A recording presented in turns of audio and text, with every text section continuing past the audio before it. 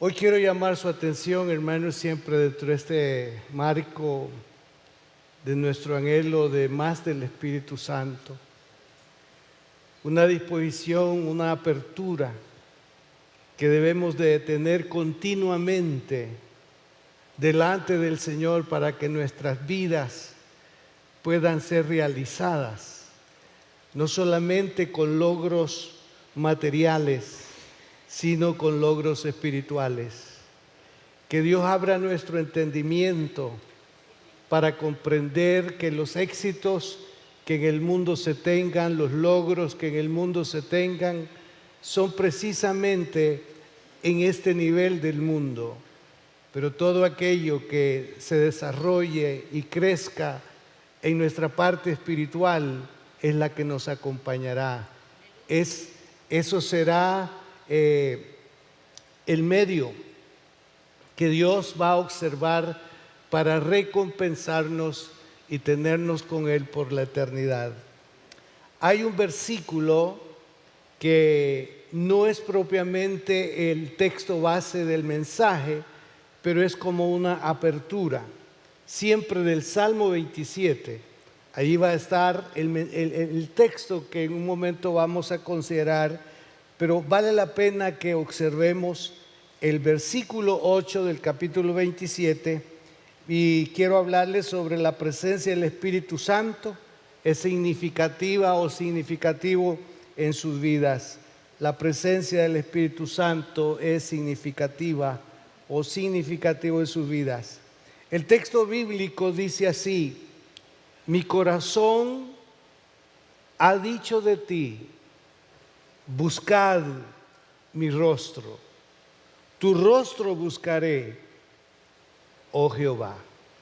La nueva Biblia Vida dice: mi corazón te oyó decir, ven y conversa conmigo. Y mi corazón responde, ya voy, Señor. Y de la Nueva Traducción Viviente se lee: mi corazón te ha oído decir, ven y conversa conmigo. Y mi corazón responde, aquí vengo, Señor. Estas palabras se aplican en la vida de David. David es el que se expresa así. Él se ve como que está siendo invitado por Dios. En su interior siente que escucha la voz de Dios, que le está invitando para conversar con Él, que le está invitando para intimar con Él, que le está invitando para que Él pueda, en cualquiera que sean sus actividades, ver que en medio de todo ello se puede adorar y se puede bendecir al Señor. Naturalmente, la casa de Dios juega un papel muy importante. Si el Señor no hubiera planeado el que su pueblo se uniera en un marco como este, Él no hubiera pensado en establecer en el desierto un tabernáculo, una tienda de campaña, un lugar donde el pueblo podía abrir sus ojos, dirigirlo hacia el lugar donde estaba el campamento, y ellos podrían ver una nube reposando sobre el campamento. Si toda la tierra está llena de su gloria, pero Él está pidiendo al pueblo, observen hacia la tienda o el tabernáculo y vean si hay algo diferente o extraordinario que les asegure y les garantice a ustedes tranquilidad y gozo.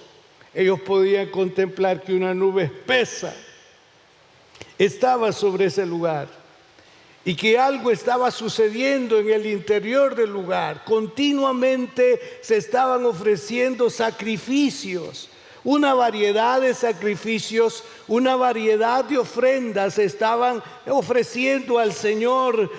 ¿Por qué no decirlo en el marco de las 24 horas?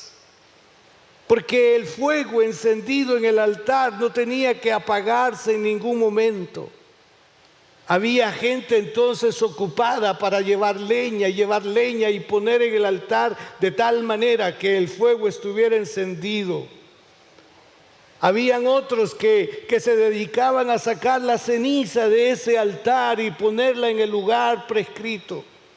Porque cada movimiento estaba señalado por el Señor, muy bien controlado todo, de tal manera que nada fuera algo que desentonara esa relación, ese momento del pueblo con Dios. Dios no cambió la historia. Dios convoca a sus hijos para tener momentos con ellos, a solas. Por eso el salmista dice: mi corazón ha dicho de ti, busca mi rostro. Mi corazón te oyó decir, ven y conversa conmigo. Mi corazón te ha dicho, mi corazón te ha oído decir, ven y conversa conmigo. Una voz interna me dice, busca a Dios, por eso te busco. Dios mío, lo que Dios va a tomar en cuenta serán esos momentos en que nosotros podamos hacer sentir que valoramos la presencia de Dios en cualquiera que sea el espacio o la condición en la que nos encontremos. Ahora, naturalmente la palabra de Dios se nos fue dada para que nosotros nos demos cuenta cómo debe de ser nuestro estado, nuestra condición, a fin de atraer la presencia de Dios sin reservas a nuestra vida. El deseo de Dios ha sido revelarse a nosotros, mostrarse a nosotros, dar a conocer sus propósitos para nuestras vidas. En el momento presente, quizá lo que a usted le pueda estar sucediendo no pueda encontrar propósito de Dios en medio de ello. Yo le invito, independientemente de la magnitud del caso, que usted haga un alto y le pueda decir a Dios: Señor, es parte del proceso que tú tienes para mi vida. Porque no todas las cosas que nos suceden, aunque golpean, aunque producen tristeza, vamos a ponerla como en algo de desventaja. Mis ojos naturales pueden ver que eso es inaceptable, y más cuando se escucha decir, y es hijo de Dios, y es siervo de Dios, y es pastor, y mire lo que le ha pasado, o mire lo que le está pasando. Esas voces abruman más, golpean más, buscan desestabilizarnos. Pero si en un momento nosotros mantenemos la comunión con el Señor, podemos llegar a decirle: Dios, tú sabes lo que me está ocurriendo, tú sabes por lo que yo estoy pasando, pero si eso es parte de tu propósito para mi vida, te doy gracias y solamente te pido que me ayudes a entender que es parte de tu propósito y que en ti no hay pensamientos de perversidad ni de mal para mí, sino pensamientos buenos y de paz. Solo mediante una relación, una estrechez con la presencia de Dios es que podemos llegar a esas conclusiones. Es interesante entonces, hermanos, que examinemos nuestras vidas. Dos elementos les he mencionado en el pasado que son importantes. El primero, les dije que cedamos a la incredulidad, cedamos a aquello que afecta nuestra fe. Cedamos aquello que nos impide obedecer a Dios, porque cuando eso es detectado, cuando eso es visto por Dios, nosotros nos vamos a privar de una serie de demostraciones o de manifestaciones de parte del Señor. Allá en Nazaret, dice la Biblia, el Señor no hizo milagros porque la gente no creyó en Él. Porque la gente asoció el pasado de Jesús con su niñez, con su infancia y con su adolescencia en medio de ellos. Y no se podía estar esperando que de un sector oscuro, de un sector sin prestigio como era la Alta Galilea, los que estaban residiendo por el lado de Jerusalén, por el lado de Betel y más abajo, ellos podían sentirse como bendecidos, pero la tierra que no tenía luz, que no tenía gloria, era la tierra de Galilea, y en ese ámbito creció Jesús. Cuando Él decidió verles, ellos no creyeron, y por eso Jesús no obró milagros. Aquí no solamente es que les faltó fe, sino que esa palabra implica desobediencia de parte de los que buscamos seguir al Señor. Así que si queremos que Dios muestre más de Él en nuestra vida, aproximémonos a obedecerle, a deponer aquello que nos impide obedecer los dichos de la palabra. Yo estoy leyendo ahora el libro de Levítico y uniéndolo con Éxodo, las disposiciones, las restricciones, si cabe, que Dios dio al pueblo. Yo me pongo a pensar, Señor, el pueblo tuyo en el presente no está listo para obedecer estas cosas que tú le dijiste al pueblo que hiciera. Lo más práctico ha sido decir esas normas y esas cosas eran para el pueblo de Israel, pero Dios todo eso lo dejó a un lado y dio un nuevo pacto, y hablamos así porque no podemos entender que la Biblia, la palabra de Dios, es una sola. Me encontré con algo que yo hice un alto y le dije: Señor, para estas cosas tu pueblo no está preparado. Una parte donde el Señor dice: van a sembrar, pero esa cosecha ustedes no la van a utilizar. La cosecha, es decir, si ustedes siembran un árbol y se espera cosecha de ese árbol a los 3 años, pues esa primera cosecha no es para ustedes, ni la segunda es para ustedes. Pero yo les digo que la siguiente es para ustedes. Y esa va a traer toda la abundancia del caso, pero la primer cosecha no es para ustedes. Ustedes la llevarán al santuario y la consagrarán al Señor, toda la cosecha.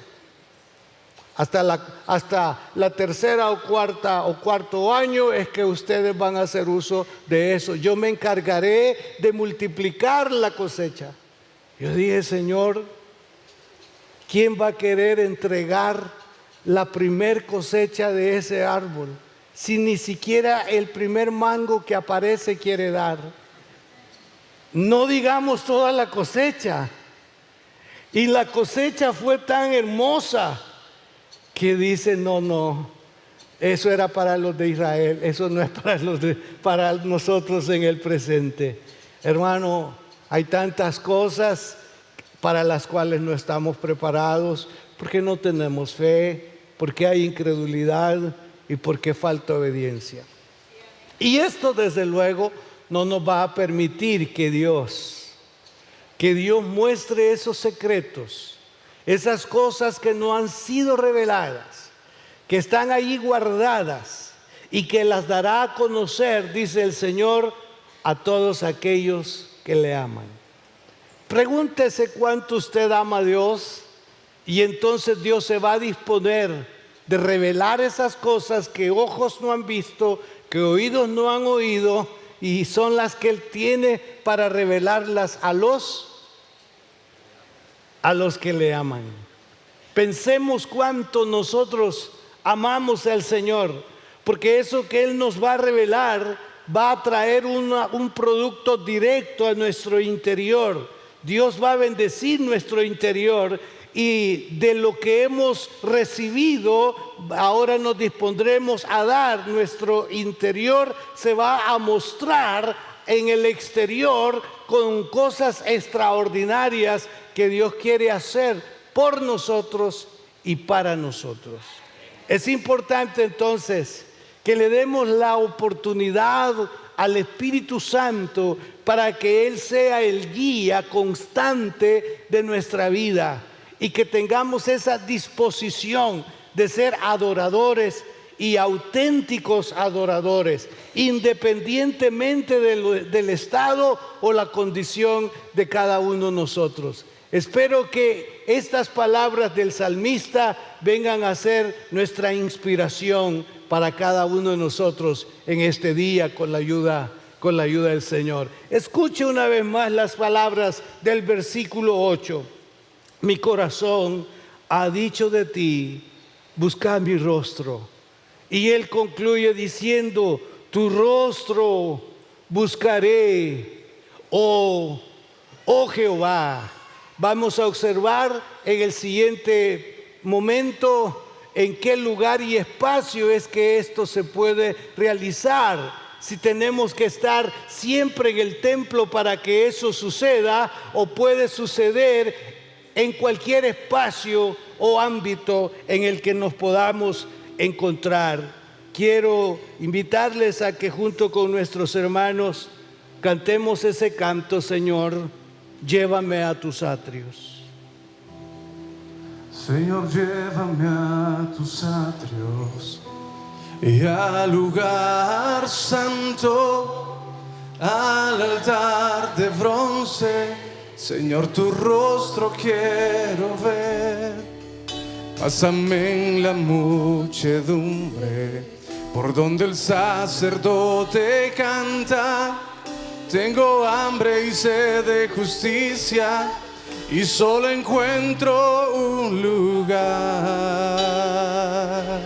Llévame al lugar santísimo, por la sangre del Cordero Redentor. Llévame al lugar santísimo,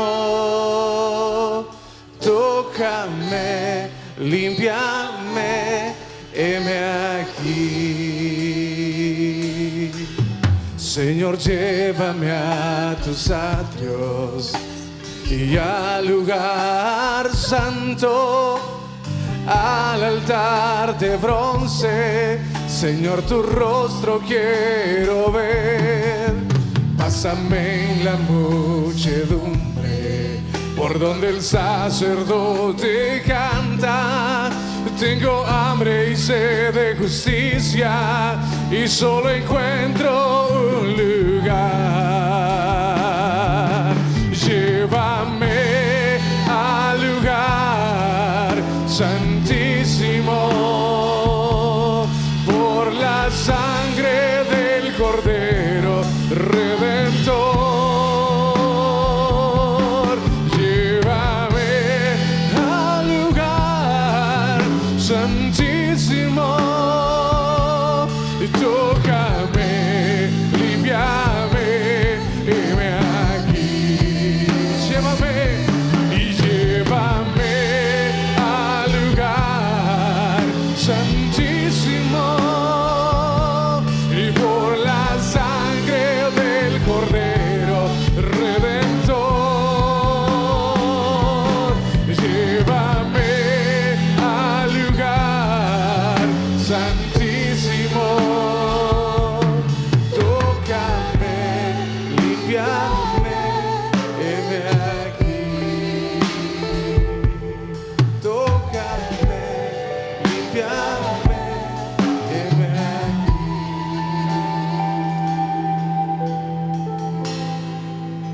Que esa oración, esa expresión cantada sea parte de nuestro deseo, de nuestra voluntad, poder estar en la casa del Señor. Ahora pueden sentarse, damos lectura al versículo 4 del capítulo 27 del Salmo o de los Salmos. Así dice la palabra de Dios: una cosa he demandado a Jehová, esta buscaré, que esté yo en la casa de Jehová todos los días de mi vida, para contemplar la hermosura de Jehová y para inquirir en su templo. La Nueva Biblia Vida dice: lo que pido de Dios, lo que más deseo, es el privilegio de meditar en su templo, vivir en su presencia cada día de mi vida y deleitarme en su perfección y gloria. Versículos 5 y 6. Allí estaré yo cuando sobrevengan las tribulaciones. En Él me esconderá en su santuario. Él me pondrá sobre alta roca. Entonces alzaré mi cabeza sobre todos mis enemigos que me rodean. Entonces le llevaré sacrificios y con gran gozo entonaré sus alabanzas. Cuando nosotros leemos la conclusión que Dios tenía de David, nos sorprende. David era conforme al corazón de Dios. Y siempre nos hemos preguntado cuáles eran las características, cuáles eran las cualidades que David tenía como para que el Señor dijera: este es conforme mi corazón. Una de las características era su afecto por la presencia de Dios. Era su afecto por la casa de Dios.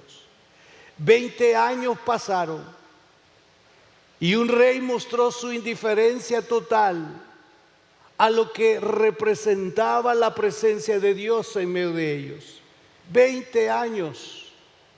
El primer rey de Israel nunca sintió pasión por la presencia de Dios.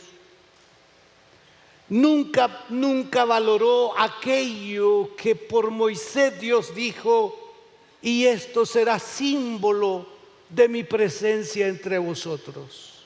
20 años pasaron, pero cuando David llegó al trono, una de sus prioridades fue precisamente traer del lugar donde se encontraba o tenían el arca del pacto y trasladarla a la ciudad, al monte de Sión. Nunca había entrado al monte de Sión.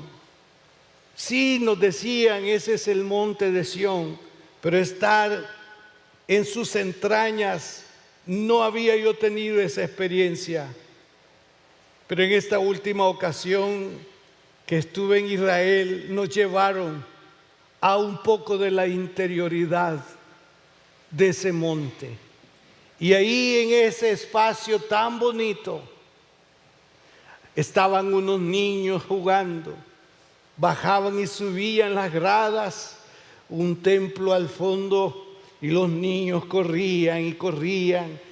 Y el guía espiritual nos hizo sentir que eso que estábamos viendo, Dios lo había dicho a través de Zacarías: los niños saltarán en el monte de Sión, parafraseando esa parte. Y yo sentí una emoción extrema al saber que yo me encontraba en ese espacio, en medio de todas las naciones o el mundo que Dios había diseñado para mostrar su gloria y su presencia al pueblo.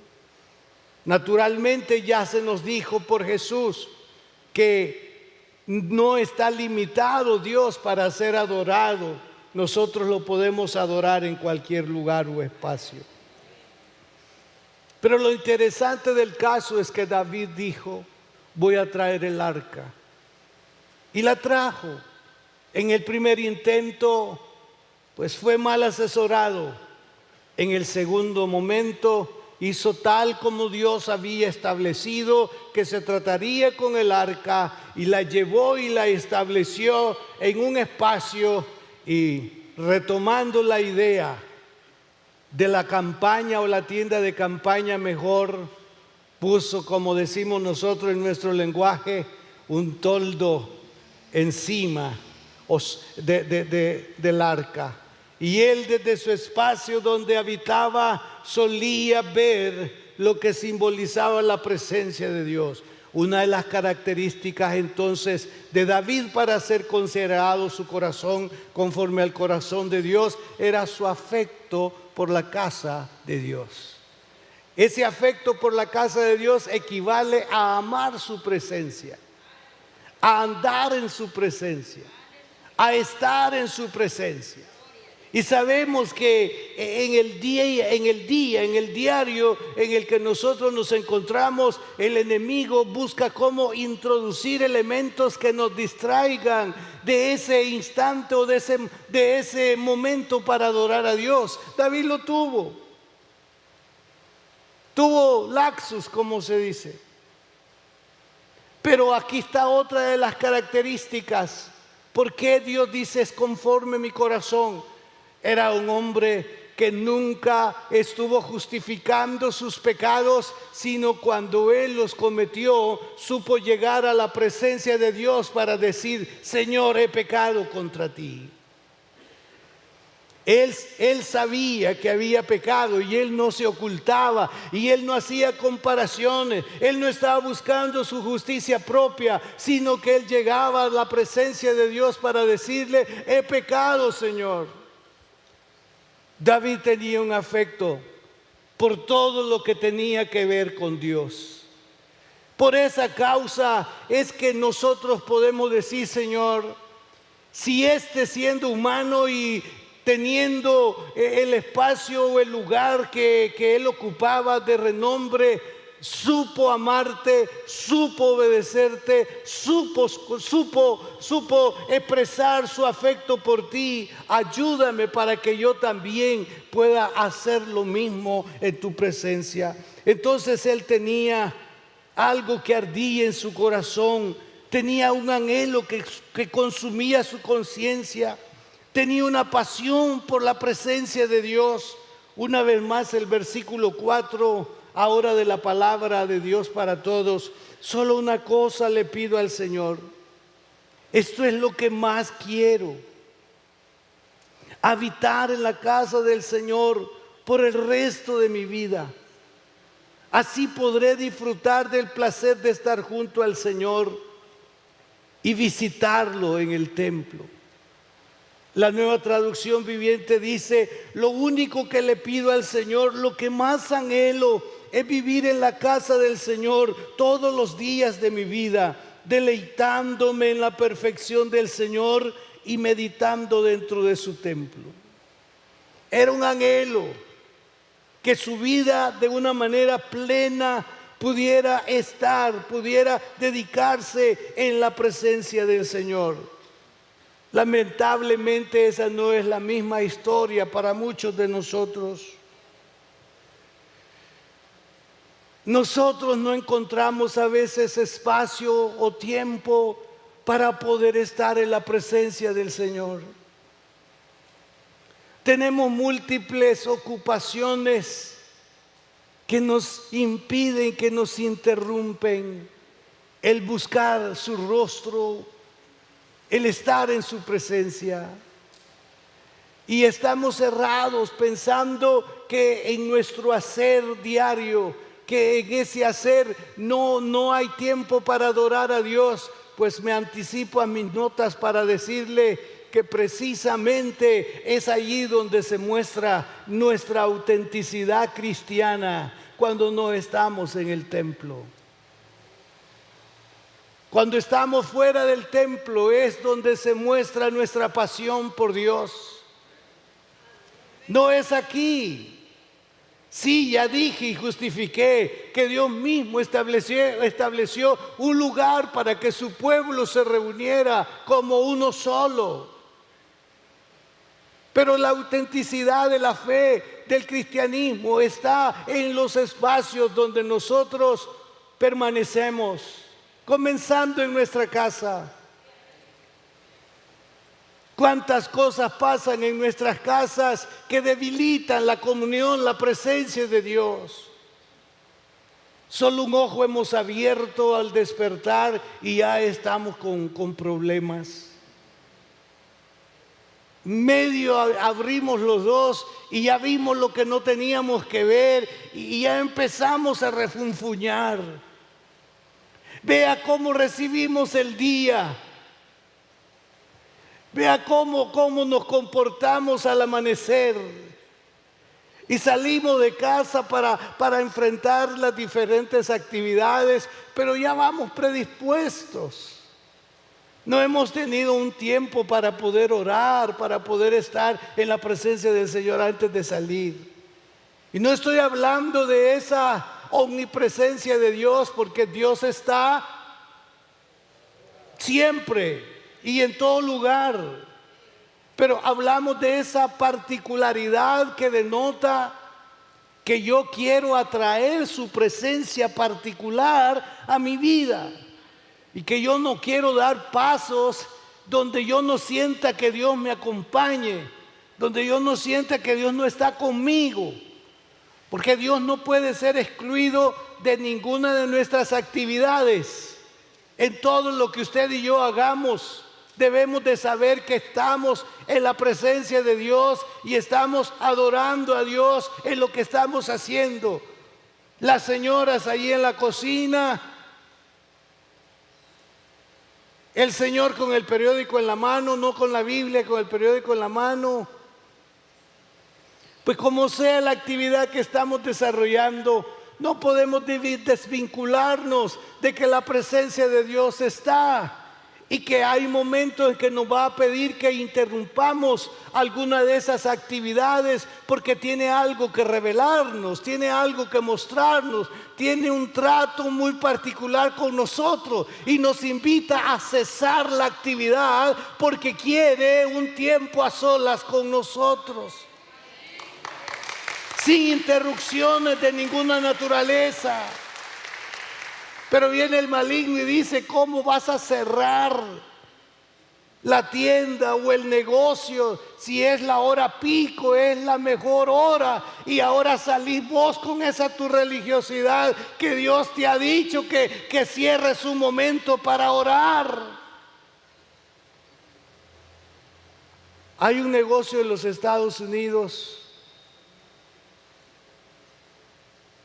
venden hamburguesas de pollo, Chick-fil-A se llama, no sé si así se pronuncia. Pero ese señor domingo no abre. Ellos son la competencia de los otros. No pagan por mencionarlo, pero si usted no lo asocia, del McDonald's. Ellos no abren domingo, hermano. Y ellos tienen, hermano, están en lugares bien estratégicos. Y usted va a ver lleno siempre ese lugar. Pero domingo no abre.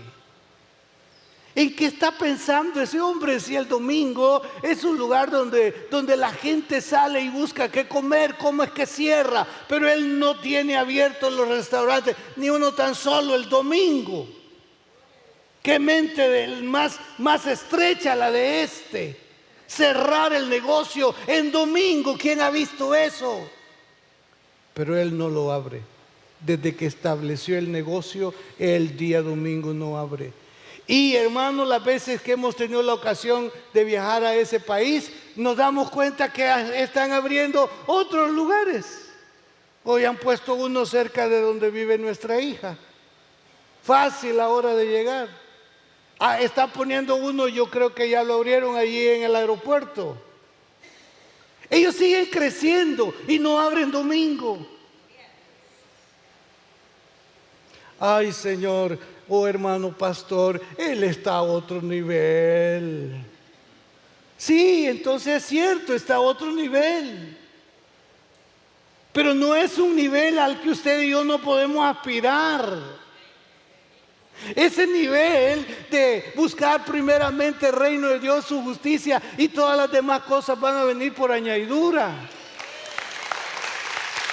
Entonces tenemos que irnos a ese nivel. Será por eso que muchos no prosperan. Será por eso que negocio se abre y negocio se cierra, porque no hay intenciones de contar con la presencia de Dios.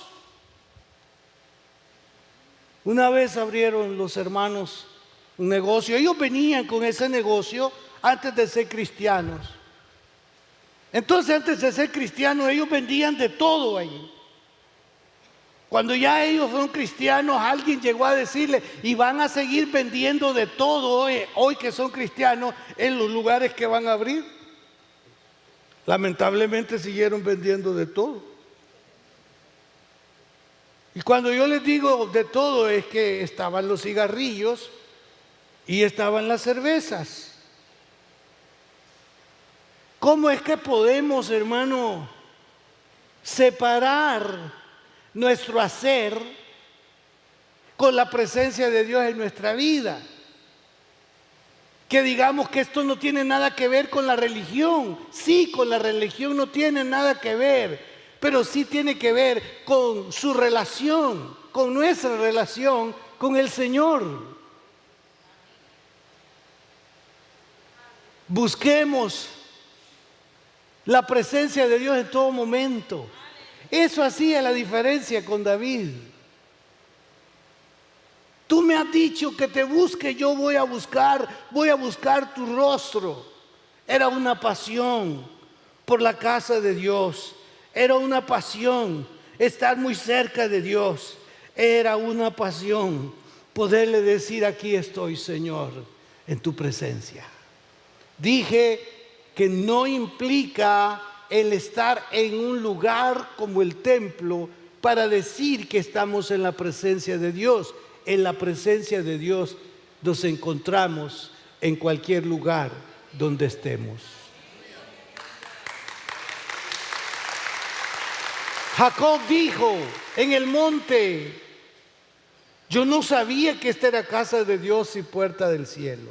En el monte, no sé si bajo un sol candente o ya en la noche, porque fue un sueño desde luego que él tuvo, y él pudo ver cómo Dios lo visitó en ese tránsito que llevaba.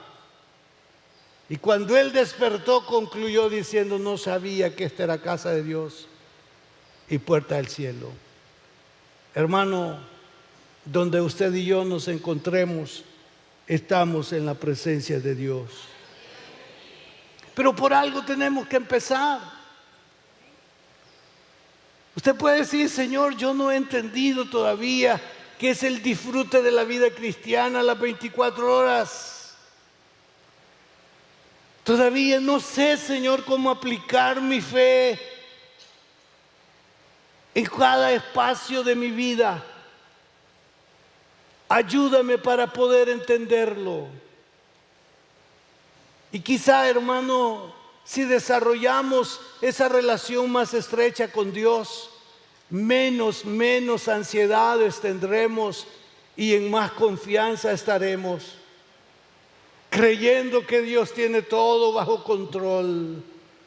Por eso el Señor dijo: no se preocupen como los demás. Ustedes son diferentes. Abran los ojos y vean a las aves. Miren los jardines. Mire qué belleza, mire todo eso. Y si Él cuida de estas cosas, hombres de poca fe, ¿cómo Dios no cuidará de vosotros?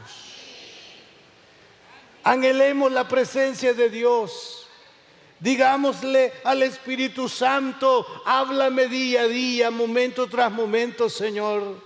Y aquellos distractores que puedan aparecer, ayúdame a controlarlos, a dominarlos.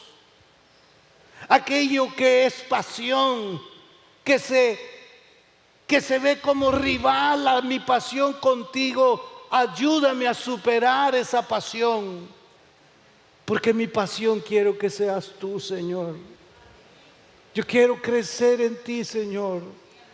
Yo quiero estar continuamente indagando, inquiriendo sobre lo que tú estás planeando, pensando para mí, para mi casa. Desde el día o el momento que yo escuché a Mary, que hablaba con nuestra hija, de que ella vendría a Impacto Maravilla en esta ocasión a dar testimonio, mis entrañas se estremecieron. Sentado estaba y yo le pregunto a Dios: ¿qué va a suceder? ¿Qué no sabemos que ella va a decir? Pero me enfoqué desde ese momento a decirle a Dios: ayuda a mi hija, porque ella quiere dar su testimonio. Estuve orando.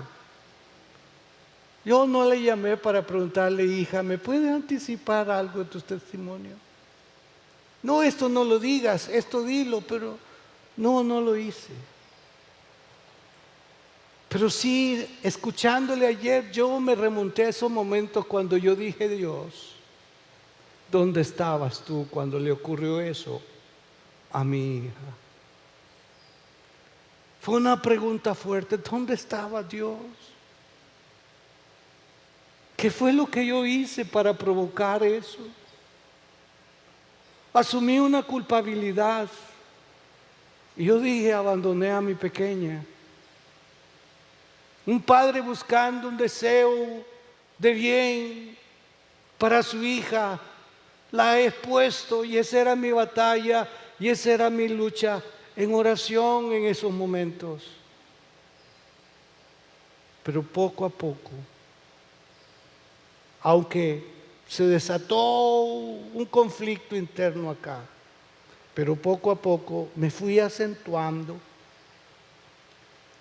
y ella dijo, papi, si es varón, se va a llamar Esteban, porque va a nacer en medio de pedradas, me dijo. Es que nos estaban apedreando aquí.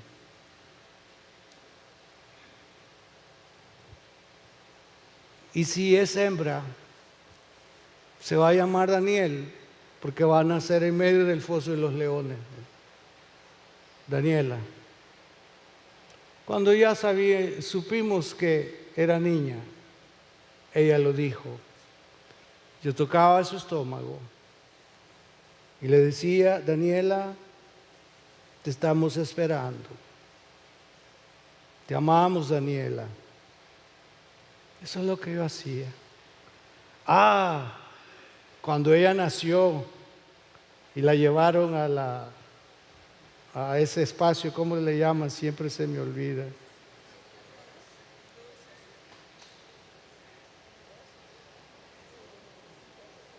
Eso que ya dijeron. Vi la cunita y la llamé por su nombre y le dije, aquí estoy, Daniela. Los ojos de ella empezaron a moverse para atrás, así por decir. La señora que estaba cerca me dijo, ¿entiende su voz? ¿Acaso usted le hablaba antes? Sí, le dije, siempre le hablé. Pues ella distingue su voz y lo está buscando. No sabe cuánto llenó de alegría eso. Yo decía, estoy fuera de tu presencia. Y eso era lo que el enemigo quería hacer sentir. Y podíamos ver otros momentos, situaciones, como para pensar que no estábamos. Y quizás no estábamos. No voy a omitir eso. Pero hoy comprendo el valor de la presencia de Dios en cada momento, en cada espacio, en cada circunstancia. No hay momento para que usted diga, hoy no está Dios aquí, Dios siempre está.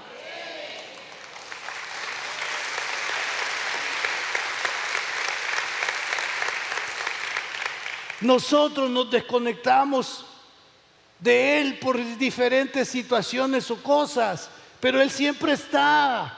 Entonces lo que ahora corresponde a los presentes y a los que nos siguen por la internet, active la presencia de Dios en su vida.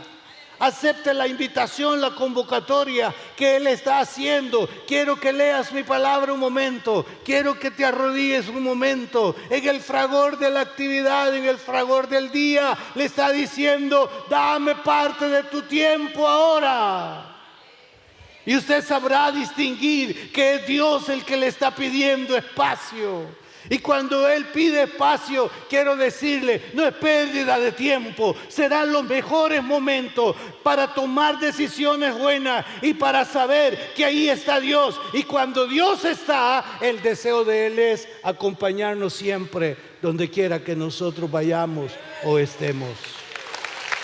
Yo oí que Dios me decía, ven a mi casa entra a mi presencia. Y yo dije a mi alma, alma mía, Dios nos está invitando para que entremos en su presencia. Alma mía, pido que a esta hora entremos en la presencia de Dios. Olvidemos las cosas que están sucediendo, están pasando. Tomemos alivio, tomemos descanso, tomemos reposo en la presencia de Dios y dejemos las cosas, porque lo demás va a venir por añadidura.